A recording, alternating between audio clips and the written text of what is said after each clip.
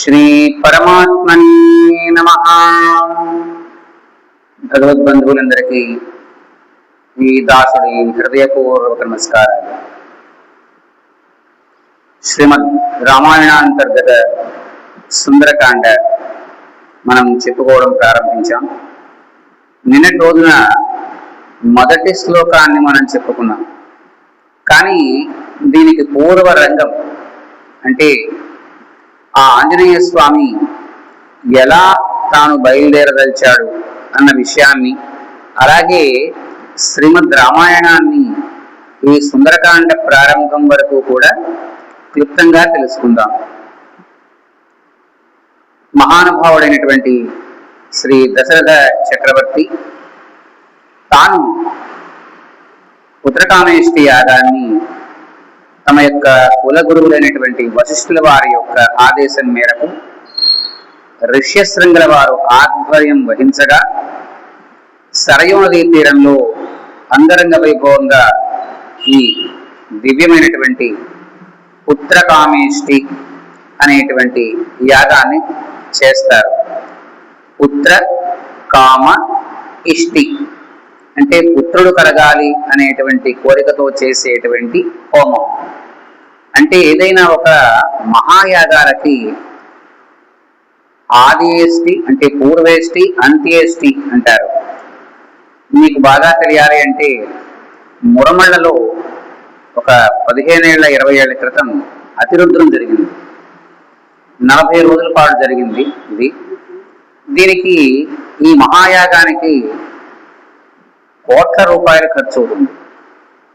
అలాంటి యాగం చెయ్యాలి అంటే దానికన్నా ముందు ఇష్టులు చేసుకుంటూ రావాలి. ఈ ఇష్టులు ఇంచుమించుగా 11 నెలల నుంచి ఒక్కొక్క ఇష్టి చెయ్యాలి. అయిపోయిన తర్వాత మళ్ళా 11 నెలలు చెయ్యాలి. ఈ మహాయాగానికి మధ్యలో అటు ఇటు కూడా. అలాగా ఇది కూడా పుత్రకామ ఇష్టి అని ఈ యాగం యొక్క పేరు. అలాంటి యాగాన్ని దశరథుల వారు చేస్తారు. ఆ యాగంలోంచి వచ్చినటువంటి యజ్ఞపురుషుడు ఒక పాయస పాత్రని దశరథుల వారికి ఇస్తారు. జాగ్రత్తగా వినండి. అలా ఇవ్వబడినటువంటి ఆ పాయస పాత్రను ఆయన ధర్మం ప్రకారంగా తన యొక్క పెద్ద భార్య మహారాణి అయినటువంటి కౌసల్యాదేవికి ఇస్తారు మొత్తం పాత్ర. కానీ ఆయనకి 3 మహారాణులు ఉన్నారు: కౌసల్య, సుమిత్ర, కైకేయి. కానీ ఈయన పాయసాన్ని ఎవరికి ఇచ్చారు? కౌసల్యాదేవికి ఇచ్చారు. అప్పుడు కౌసల్యాదేవి దానిలో సగభాగాన్ని కైకేయీదేవికి ఇచ్చింది. అప్పుడు కైకేయీదేవి తనకిచ్చిన దానిలో సగభాగం సుమిత్రకిచ్చింది. కౌసల్యాదేవి తన దానిలో సగభాగం సుమిత్రకిచ్చింది. ఇప్పుడు పాయసం మొత్తం ఎన్ని భాగాలైంది? 4 భాగాలైంది. అంటే ఇక్కడ శ్రీమన్నారాయణమూర్తి వారి యొక్క దివ్యతత్వాన్ని మనకి విష్ణు సహస్రనామంలో చతురాత్మా చతుర్వ్యూహ చతుర్దంష్ట్ర చతుర్గతి అని చెప్తారు. అంటే చతురాత్మ 4 రకాల ఆత్మల రూపంలో ఉంటారు. అలాగే చతుర్వ్యూహ 4 రకాల వ్యూహాలు స్వామికి ఉంటాయి. వాటిని వాసుదేవ, ప్రద్యుమ్న, సంకర్షణ, అనిరుద్ధ వ్యూహాలు అంటారు. దీనిలో ఇక్కడ వాసుదేవ వ్యూహం అంటే రామాయణంలో రామచంద్రమూర్తి వారిగా వచ్చింది. అంటే నారాయణమూర్తిలో సగభాగం రామచంద్రమూర్తి వారిగా వచ్చింది. ఆ మిగిలిన సగభాగంలో సగభాగమేమో భరతుల వారిగా వచ్చింది. ఈ ముందు వాసుదేవ, సంకర్షణ ఈ రెండింటిలో సగభాగాలు కూడా లక్ష్మణ, శత్రుఘ్నులుగా వచ్చాయి. మనందరికీ తెలిసినట్లుగా రామ, లక్ష్మణ, భరత, శత్రుఘ్నులు కాదు. రామ, భరత, లక్ష్మణ, శత్రుఘ్నులు ఇద్దరు కూడా కవలరు. కానీ రాముల వారితో లక్ష్మణుడు తిరిగేవారు, భరతుల వారి వెనకాల శత్రుఘ్నుల వారు తిరిగేవారు. కాబట్టి ఈ పేర్లు మనకి బాగా అలవాటైపోయాయి. రామలక్ష్మణుడు, శంఖ చక్రాలు అని. కానీ నిజానికి శంఖం ముందు ఉండదు. కుడి చేతిలో ఉండేది చక్రం, ఎడమ చేతిలో ఉండేది స్వామికి శంఖం. తీర్థ ప్రసాదాలు అన్న మాట కూడా అంతే, తీర్థము తదుపరి ప్రసాదము అని. ఇలాగా ఈ పుత్రకామేష్టి యాగంలో ఇచ్చిన దాని ప్రకారంగా వాళ్ళు పాయసాన్ని సేవించారు. ఆ తదుపరి భగవద్ అనుగ్రహం చేత వారు గర్భవతులయ్యారు. ఆ తర్వాత విళంబినామ సంవత్సర చైత్ర శుద్ధ నవమి నాడు మధ్యాహ్నం 12 గంటలకు శ్రీ రామచంద్రమూర్తి వారి యొక్క అవతారం ఈ భూమండలం మీద జరిగింది.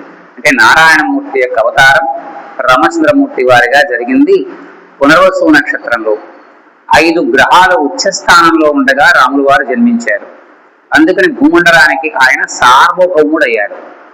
ఆ తదుపరి పునర్వసు, తర్వాత నక్షత్రం పుష్యమి. ఈ పుష్యమి నక్షత్రంలో భరతుల వారు జన్మించారు. పుష్యమి తర్వాత ఆశ్లేష, ఈ నక్షత్రంలో లక్ష్మణ శత్రుఘ్నులు జన్మించారు. ఇలా వారు అల్లారు ముద్దుగా పెరిగారు. అలా వారికి 12 సంవత్సరాల ప్రాయం వచ్చే వరకు కూడా వశిష్ఠుల వారి దగ్గర అనేక విద్యలు నేర్చుకున్నారు. ఎంతో అల్లారు ముద్దుగా చూసుకునేవారు ఈ నలుగురిని కూడా. దశరథుల వారు 60,000 సంవత్సరాల పాటు ఎదురు చూశాడు ఆయన ఈ సంతానం కోసం. మరి ఇంకెంత అపురూపంగా ఉంటుంది. అలా ఎదురు చూసినటువంటి ఆయన అల్లారు ముద్దుగా పెంచుకున్నారు. ఇలా పెంచుకున్న తర్వాత ఈ 12వ సంవత్సరం వచ్చేప్పటికల్లా అబ్బాయిలకి అందులో భరతుల వారు, శత్రుఘ్నుల వారు, భరతుల వారి యొక్క మేనమామ అయినటువంటి కేకయ మహారాజు యొక్క కొడుకు యథాదిత్తు ఈయన దగ్గరికి వెళ్ళారు. అంటే కైకేయీదేవి యొక్క పుట్టింటికి వెళ్ళారు వీళ్ళిద్దరూ కూడా.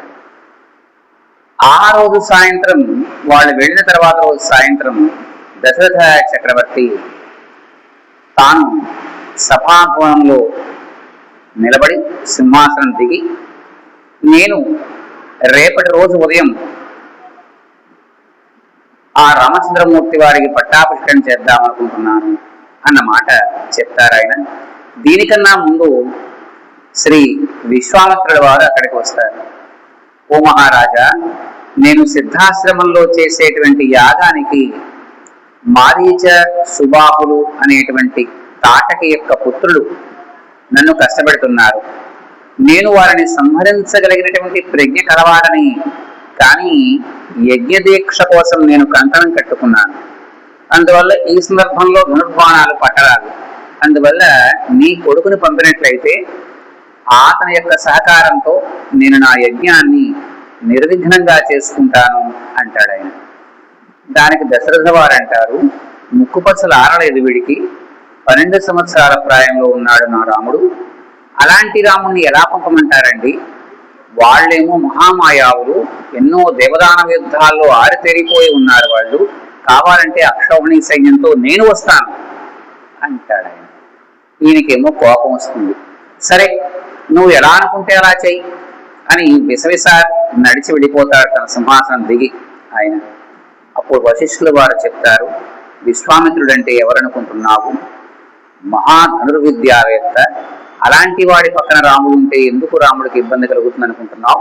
నువ్వు ఆలోచించకుండా పంపించు అంటారు. దాంతో రాముడిని పంపించడానికి ఇష్టపడితే రాముడి వెనకాలే నీడలా ఎవరుంటారు? లక్ష్మణస్వామి ఉంటారు. ఈయన కూడా బయలుదేరి వస్తారు.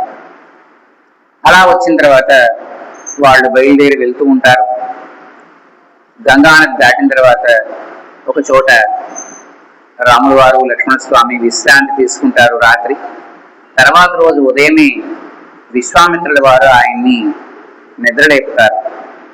ఇది మీరు రామాయణంలోది అని అనుకోరు.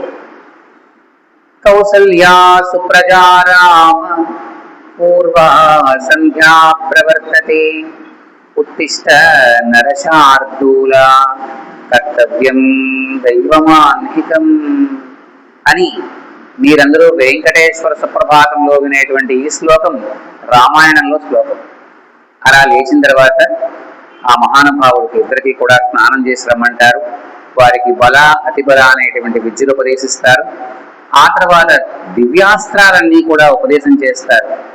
ఆ దివ్యాస్త్ర పురుషులందరూ కూడా సజీవంగా వారు రామచంద్రమూర్తి దగ్గర నుంచుని, ఓ రామభద్ర, ఈ క్షణం నుంచి మేము మీ దాసులము, మీరేం చేయమంటే అది చేస్తాం అంటే, రాముడు ఎంత గొప్పవాడంటే, ఓ అస్త్ర పురుషుల్లారా, ఈ రాముడు తనని తాను కాపాడుకోవడానికి మీతో పని లేదు, లేక రక్షించుకోవడానికి. లోకరక్షణ చేయాల్సి వస్తే మిమ్మల్ని పిలుస్తాను, అంతవరకు మీ స్థానాల్లో మీరు ఉండండి అంటారు ఆయన. అలా వాళ్ళు వెళ్తారు. మారీచ సుబాహులు ఆ యాగశాలకు వస్తారు. అందులో మారీచుణ్ణి వాయవ్యాస్త్రంతో ఎక్కడకో పడేట్లా కొడతారు. సుబాహుని అక్కడే చంపివేస్తారు. యాగం నిర్విఘ్నంగా సాగుతుంది. జనక చక్రవర్తి ఆ విశ్వామిత్రుల వారికి తమ అమ్మాయి తాలూకు స్వయంవర శ్రీముఖాన్ని పంపిస్తారు. నాయన, ఇక్కడ దాకా వచ్చాం కదా, ఇక్కడికి దగ్గరలోనే జనకపురి ఉంది, అక్కడికి వెళ్ళి ఆ సీతా స్వయంవరాన్ని కూడా చూద్దామయ్యా అంటే, మా నాయనగారు మీరు ఏం చెప్తే అది చెయ్యమన్నారండి, అందువల్ల మీ ఇష్టం అంటాడు రాముడు. బయలుదేరతారు. ఆ జనకపురిలో నడుస్తూ ఉంటే అక్కడ వాళ్ళందరూ కూడా మైమరిచిపోతారు రాముడి యొక్క దివ్యమంగళ సౌందర్యానికి. సీతాదేవి కూడా అంతఃపుర గవాక్షం నుంచి చూశారు అని చెప్తారు. ఆవిడ కూడా మైమరిచిపోతారట ఆ సౌందర్యానికి. మొత్తానికి ఆ స్వయంవర సభా మంటపం దగ్గరికి అందరూ వస్తారు. సీతామ్మవారు మేలి ముసుగుతో మాల పట్టుకుని అక్కడ నిలబడి ఉంటారు. అప్పుడు ఆయన చెప్తాడు దశరథుడు, జనకుల వారు, ఎవరైతే ఈ శివధనుస్సును ఎక్కువ పెడతారో అలా ఎక్కువ పెట్టిన వాడికి అరణంగా నా కూతుర్ని ఇస్తాను అంటే అందరూ వస్తారు, ప్రయత్నాలు చేస్తారు, ఎవరి వల్ల కాదు. అప్పుడు విశ్వామిత్రుడు వారు సాభిప్రాయంగా రాముల వారి కేసు చూస్తారు. ఈయనకి నమస్కారం చేసి ఆ ధనుస్సు దగ్గరికి వెళ్ళి దానికి కూడా ప్రదక్షిణ పూర్వక నమస్కారం చేస్తారు. ఎందుకని? అది శివధనుస్సు కాబట్టి. దీనిని దేవరాతుడు అనేటువంటి ఈ జనకుల వారి యొక్క పూర్వీకులు, అంటే మొదటి దానిలో ఉన్నటువంటి ఆయనకి శివుడు అతని యొక్క భక్తికి మెచ్చి తన యొక్క ఓంకార ధనుస్సును ఆయనకి ఇస్తారు. అది తరతరాలుగా వాళ్ళ ఇంట్లో పూజించబడుతూ ఉంటుంది. అలా పూజించబడేటువంటి ఆ ధనుస్సు కిందన ఒకానొక సమయంలో వీళ్ళు ఆడుకునేటువంటి పువ్వుల బంతి దొల్లుకుంటూ వెళ్ళి ఆ ధనుస్సు కిందకి వెళ్తుంది. వెళ్తే ఈవిడ కూడా వెళ్ళి, సీతామహాదేవి అప్పటికి చిన్న పిల్ల, 5.5 సంవత్సరాల ప్రాయం ఉండొచ్చు, ఆ ధనుస్సు ఉన్నటువంటి పేటికను ఎడం చేతితో తోసేసి పక్కకి కిందనటువంటి బంతి పట్టుకుని వచ్చేస్తుంది ఆవిడ. ఇది జనకుల వారు, శతానందుల వారు, వారి పురోహితులు చూస్తారు. జనకుడికి మతిపోతుంది. ఈ అమ్మాయి ఈ ధనుస్సు ఉన్నటువంటి పేటికను తోసేసిందా, ఇది నిజమా కరా అనుకుంటాడు. ఎందుకంటే 1000 మంది మహాయోధులు తప్ప దాన్ని పక్కకు తొయ్యడానికి కూడా అవకాశం లేనంత బరువుతో ఉంటుంది ఆ ధనుస్సు. అలాంటి పేటికను ఎడం చేత్తో తోసేస్తారు ఇవిడ. మీ అమ్మాయి నీకు ఇప్పుడు ఏమర్థమయ్యేట్లా చెప్పిందయ్యా జనక, ఈ ధనుస్సును ఎక్కిపెట్టిన వాడే ఈ అమ్మాయిని చేపట్టాలి, ఇలా ప్రకటించు అంటాడు. అప్పుడు రాముల వారు దాని చుట్టూతా తిరిగి దానికి నమస్కారం చేసి అప్పుడు ధనుస్సును ఎక్కువ పెట్టడానికి ప్రయత్నం చేస్తారు. ధనుస్సును ఎక్కువ పెట్టడము అన్న మాటకు అర్థం ఏంటయ్యా అంటే, ఆ ధనుస్సుని నుంచోబెట్టి దానికి ఉన్నటువంటి అల్లెత్రాడు ఉంటుంది, ఆ అల్లెత్రాడు పైన బిగించి ఉంటుంది, దాన్ని కొంచెం ఉంచి కింద ఉన్న కుక్కానికి కట్టాలి. ఇలా కిందకి వంగి కట్టే సమయంలోనే అది విరిగిపోతుంది.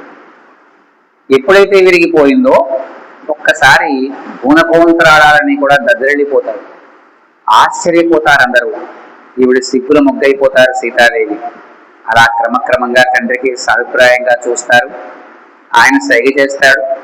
వెళ్ళి రాముల వారిని వరమాల వేసి వరిస్తారు.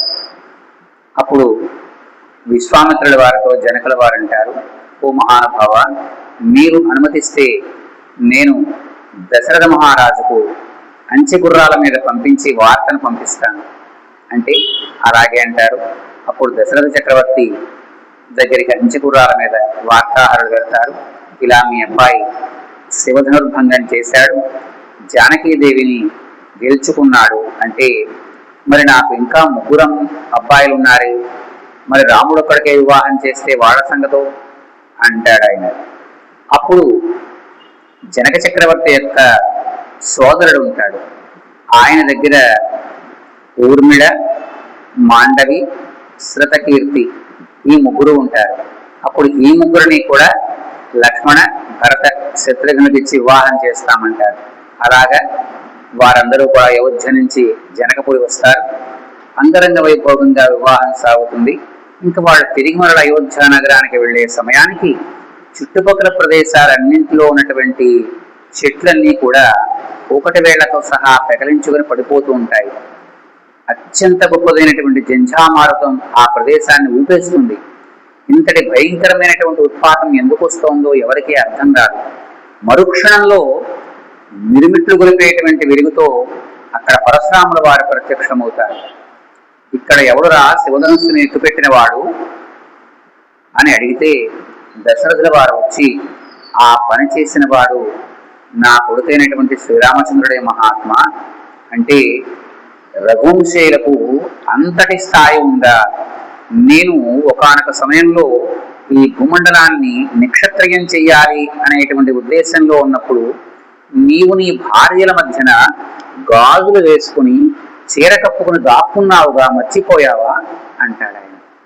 అప్పుడు ఆయన అంటాడు, మిమ్మల్ని ఎదిరించలేక కాదు స్వామి, నాకు సంతానం లేదు, అపుత్రస్య గతిర్నాస్తి అని పెద్దలు చెప్పారు కదా, అందుకని సంతానం కోసం వెంపర్లాడుతూ నేను అలాగా స్త్రీల మధ్యలో దాక్కున్నాను. ఇప్పుడు కావాలంటే ఆ రాముడికి మీరు ఏ శిక్ష విధిస్తారో దాన్ని నాకు విధించండి అంటాడు ఆయన. అప్పుడు కూడా ఇంకా పరశురాముల వారి కోపం తగ్గదు. ఈ ధనుస్సు విరిచిన వాడు ఆ వెనకాలం నాడే ముందుకు రాడా అంటాడు ఆయన. అప్పుడు రామచంద్రమూర్తి అడుగులో అడుగు వేసుకుంటూ వస్తారు. ఓ భారతుడా, నీవు బ్రాహ్మణ వంశంలో పుట్టావు, నేను క్షత్రియ వంశంలో పుట్టాను. క్షత్రియుడికి ఇలాంటి పనులు చేయడం అంటే ఏదైతే అరణంగా పెట్టారో, పణంగా పెట్టారో దాన్ని గెలుచుకోవడం మా ధర్మం. ఆ పణంగా పెట్టినటువంటి ఆవింటిని నేను ఎక్కుపెట్టడానికి ప్రయత్నించాను, అది విరిగింది అంటాడు ఆయన. అంటే అక్కడి నుంచి మాట పెరుగుతుంది. రామచంద్రమూర్తి వారు అంటారు, ఓ మహానుభావ, ఇప్పుడు కళ్యాణ కంకణాల్లో ఉన్నాను, ఇప్పుడు యుద్ధం చేయడానికి సరైనటువంటి సమయం కాదు అంటారు. కళ్యాణ కంకణాలు 16 రోజు కానీ విప్పరు. మనం అవసరం కొద్దీ ఆ రోజు రాత్రి విప్పేసుకుంటున్నాం అనుకోండి, వేరే సంగతి. 16 రోజుల పండుగ నాడు కంకణాలు విప్పుతారు. అందుకని కంకణం ఇంకా ఇలాగే ఉంది. ఈ సమయంలో నేను ఆయుధం పట్టరాదు అంటే అలా తప్పుకుందామని చూస్తున్నావా? ఆ శివధనుస్సుకి 1000 రెట్లు గొప్పదైనటువంటి ఈ వైష్ణవ ధనుస్సుని ఇస్తాను, దీన్ని ఎక్కిపెట్టు అంటారు ఆయన. ఆ విష్ణు చాపాన్ని రాముల వారి చేతికి అందిస్తే క్రమక్రమంగా రాముల వారి యొక్క గొప్పతనం వల్ల ఆ వైష్ణవ తేజమంతా కూడా రాముల వారికి వస్తుంది. ఆయన నిర్వీర్యుడైపోతాడు, ఆశ్చర్యపోతాడు ఆయన. ఓహో, ఈ భూమండలం మీద 2 రాములతో అవసరం లేదు, నా యొక్క పని అయిపోయింది, ఇంకా తర్వాత పనంతా కూడా నువ్వేనయ్యా చక్కబెట్టవలసింది అని చెప్పి ఆయన తిరిగి వెనక్కి వెళ్తారు. ఇంతకీ రాముల వారు ధనుస్సు ఎక్కుపెడతారు. మరి ఇలా మీరు అడిగారు కదా, ధనుస్సు ఎక్కుపెట్టాను, నారి సారించాను, బాణం తొడిగాను, మరి ఈ బాణం ఎక్కడ వదిలిపెట్టమంటారు అంటాడు ఆయన. అంటే ఇప్పుడు పరశురాముల వారు అంటారు, నా పుణ్యలోకాలన్నీ కొట్టే బాణంతో తిరిగి మళ్ళీ సంపాదించుకుంటాను అంటారు ఆయన. అంతవరకు పరశురాముల వారు చేసిన పుణ్యం అంతా కూడా ఈ బాణం తాలూకు స్థితిగతులకు లొంగిపోయిపోతుంది. అప్పుడు ఆయన తిరిగి మరల తన యొక్క స్వస్థలానికి వెళ్ళిపోతారు. ఎక్కడండి? కేరళ. కేరళలో ఉన్నటువంటి మీరందరూ అయ్యప్ప స్వామి కొండలకు వెళ్తారుగా, ఆ కొండలన్నీ కూడా ఆయన స్వస్థలం. అక్కడికి వెళ్తారు. అది తర్వాత సంగతి. ఇప్పుడు సీతామ్మ వారితో సహా మిగిలినటువంటి కోడళ్లతో సహా దశరథుల వారు తమ కొడుకులతో అయోధ్య నగరానికి వస్తారు. 12 సంవత్సరాల పాటు ఆనందంగా కాలం గడిపారు. 13వ సంవత్సరం నాడు ఈ భరతుడు తర్వాత శత్రుఘ్నుడు ఇందాక నేను చెప్పినటువంటి తమ యొక్క మేనమామ గారింటికి వెళ్తే, ఆ రోజు సాయంత్రం దశరథుల వారు తర్వాత రోజు ఉదయానికి రామచంద్రమూర్తికి నేను యువరాజ్య పట్టాభిషేకం చేస్తాను అని ప్రకటిస్తారు. రాముణ్ణి పిలుస్తారు. నాయన, రేపు ఉదయం సూర్యోదయాత్ నీకు పట్టాభిషేకం జరుగుతుందిరా.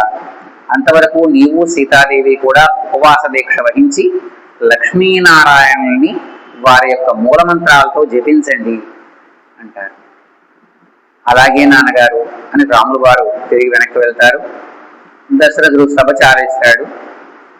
ఈ విషయాన్ని కైకేయి కన్నా కూడా ముందు రాముడంటే బాగా ఇష్టపడేటువంటి కౌసల్య కన్నా కూడా ముందు రాముడంటే బాగా ఇష్టపడే కైకేయి దేవి దగ్గరికి వెళ్తారు.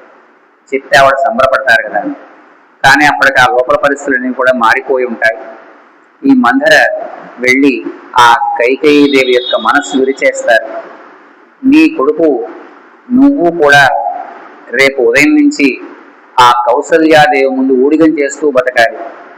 ఆవిడ రాజ్యమాత అవుతుంది, పట్టపురాణి అవుతుంది. మరి నువ్వేమవుతావు అని క్రమక్రమంగా రెచ్చగొట్టిన మాటలు మాట్లాడితే సహజంగా ఏ స్త్రీ అయినా సరే లొంగిపోతారు అలాంటి వాటికి. అలా ఆవిడ కూడా లొంగిపోయారు. ఏం చేయమంటావే అని తన తాలూకు స్థితిగతులు యావత్తు ఆ మందర చేతిలో పెట్టారు కైకేయి దేవి. ఇది మన నిజ జీవితంలో కూడా బోల్డ్ సార్లు జరుగుతాయి మనకి. మనందరం జాగ్రత్తగా ఉండాలి ఈ విషయంలో. ఎప్పుడైతే ఆవిడ తన యొక్క జీవితం ఆవిడ చేతిలో పెట్టిందో, నువ్వు ఒకసారి నీ నాథుడికి శంబరాసురుణ్ణి సంహరించినప్పుడు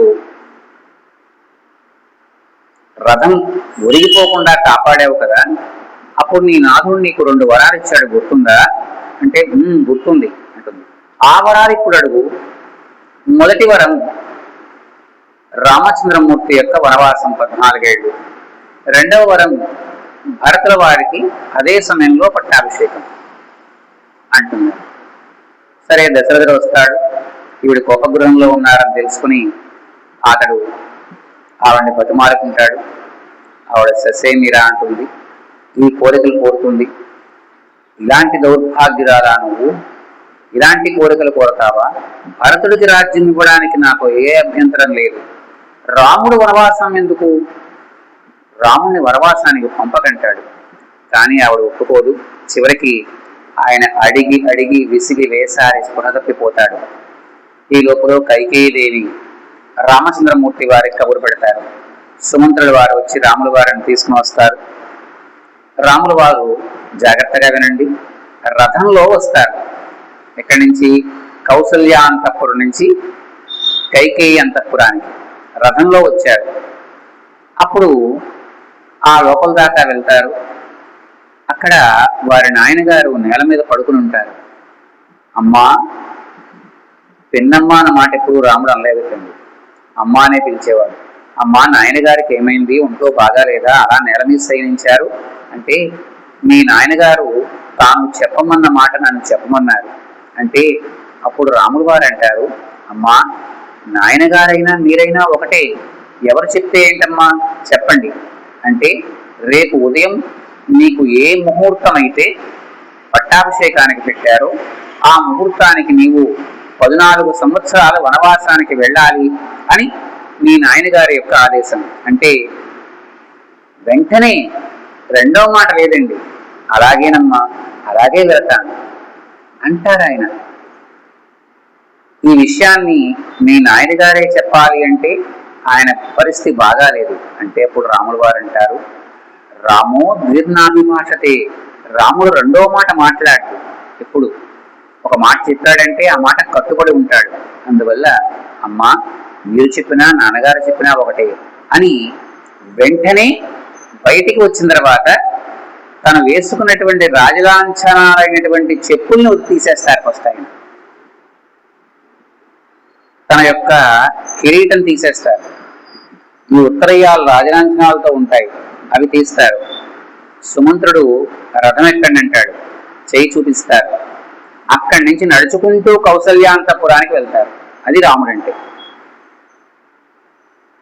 ఇదే మామూలుగా నలుగురు పిల్లవాళ్ళుండి పెద్దవాడికి 10 కోట్ల రూపాయల ఆస్తి రేపు రిజిస్ట్రేషన్ చేయిస్తామని తెల్లవారుగా 3:30కి పిలిచి, ఒరే నీకు కాదురా ఆఖరివాడి రిజిస్ట్రేషన్, అని గనక అన్నాం అనుకోండి, ఆ తండ్రి సూర్యోదయం చూస్తాడా? చూడ్డా?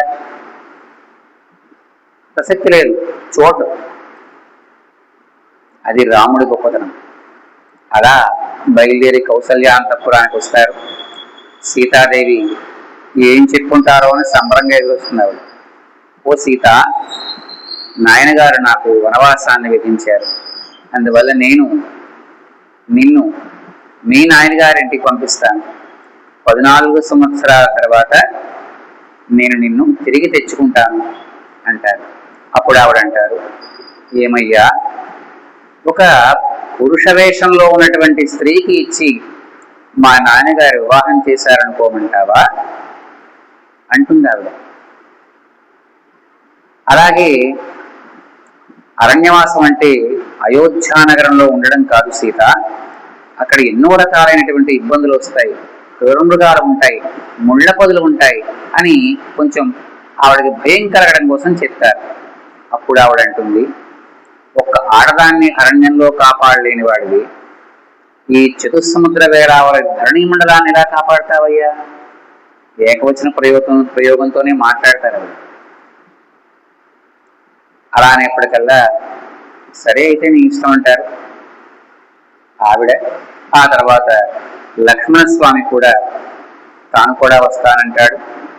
ఆ సుమిత్రాదేవి జాగ్రత్తగా వెళ్ళిన ఆయన అంటుంది. అలా వాళ్ళు దండకారణ్యానికి బయలుదేరుతారు. మిగిలిన విషయాన్ని మనం రేపటి రోజు చెప్పుకొని కొనసాగింపులో పొందాం. హరి ఓం తత్సత్.